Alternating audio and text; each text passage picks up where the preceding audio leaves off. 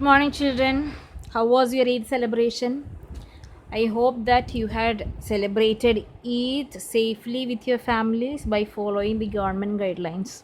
Yes. So, today's topic is soil as a resource.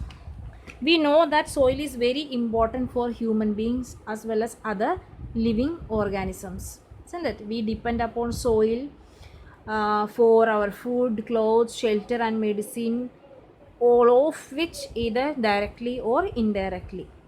Hmm? Yes. So, as I told you in the last class, it takes millions of years to be formed, isn't it? It is based on its relief, parent rock, climate, vegetation, etc.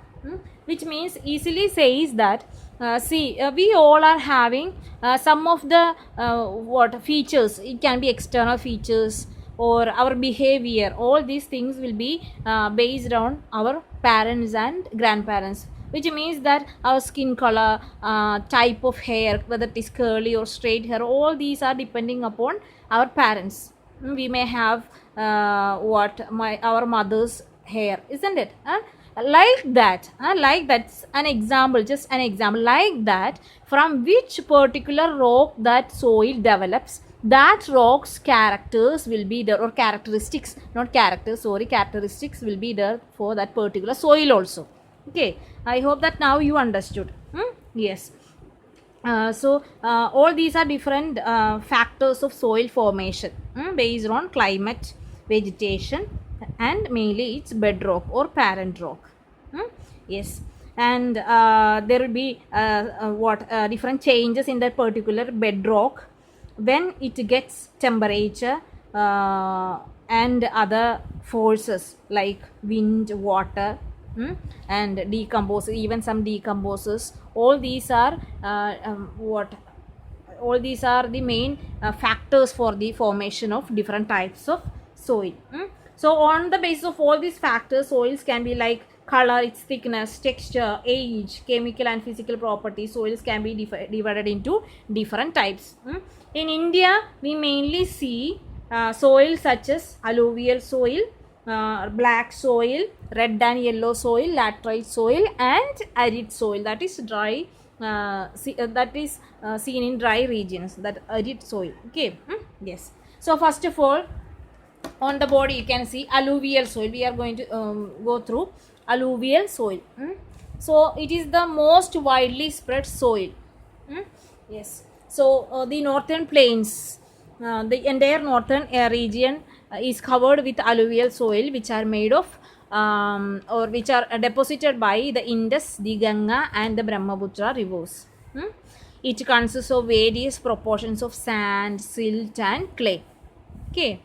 And these soil particles are bigger in areas of inland and more coarse in areas near the place of the break of slope, which means that in its beginning area, means you know that rocks will be broken and again disintegrations will be going on due to the different forces like water, wind, and all. Like that, at last soil will be formed. So in its first stage, in its break of slope, near, which means closely to the areas of river, it will be very coarse, and in the inland region bigger in size but not bigger as, or not having a big size like coarse areas. Okay. So in its beginning area it will be very coarse in structure, and it has bigger in size in the areas of inland regions. And these coarse structure of alluvial soil we can see, or which are common in plains such as duvars, kos, and terai. So which means that the plain region near to the broken areas of that particular soil, that region is known as duvars, kos, and terai in northern plain. So that is having coarse type of alluvial soil, whereas in the inland area somewhat bigger size.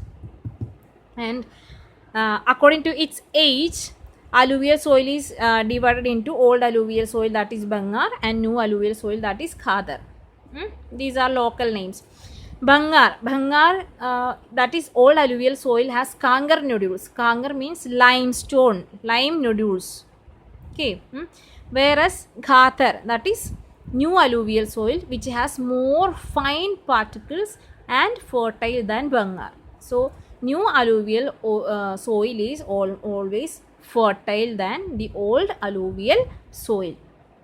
But as a whole, the alluvial soil is very fertile. Generally, alluvial soil is very fertile.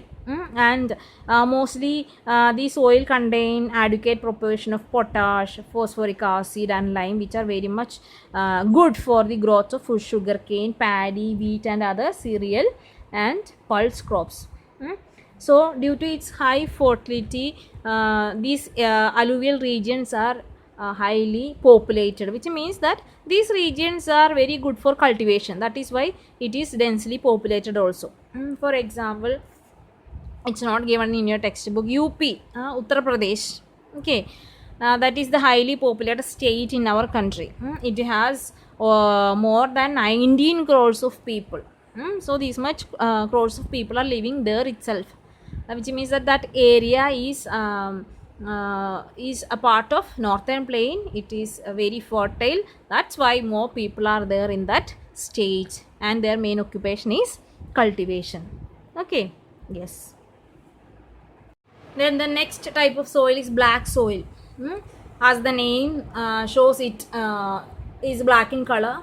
It is known as rigor soil in that region, and it is ideal for the growth of cotton. Okay, black soil is very much good for the growth of cotton. That is why it has one more name, that is black cotton soil. So black soil, rigor soil or black cotton soil, three are same. Okay, yes. And these are in our country, these are mainly found in northern part of Deccan Trap or Deccan region, which means mainly Maharashtra, Madhya Pradesh, Chhattisgarh, and in south it extends through narrow corridor till Krishna Delta. Okay, yes. And see the main features of this black soil. It has capacity to hold moisture. Okay, it has high capacity to hold moisture, and this is very much rich with calcium carbonate, magnesium, potash and lime. So this black soil has soil nutrients such as calcium carbonate, magnesium, potash and lime. And see, this soil develops cracks, deep cracks you can see in soil during summer. Okay, this black soil develops cracks during summer, and it is very much sticky when wet. So it is it should be tilled immediately after the first shower or during the pre-monsoon period. It should be tilled very much, otherwise it will be very difficult, because I told you it has the capacity to hold moisture very well. So it should be tilled, then only it can be used for cotton cultivation. Okay, only these are the main features of black soil. Okay, and the next soil is red and yellow soil. Its parent rock is crystalline igneous rock. As I told you, all soil has a parent rock or bedrock, and that soil will be having the features of that particular bedrock. Okay, so this red and yellow soil develops on crystalline igneous rocks, and these are mainly found in areas of low rainfall, which means in our country, in the eastern and southern part of Deccan Plateau, which means Odisha, some part of Chhattisgarh, then southern part of Middle Ganga plain.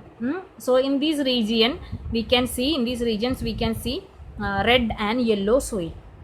As the name indicates, it has a reddish color due to the diffusion of iron in crystalline igneous rock. It has iron content. When it is diffused, it has that particular reddish color, and in its hydrated form, yellow color.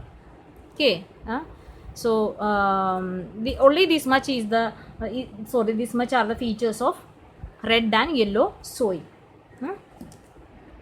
Next is laterite soil.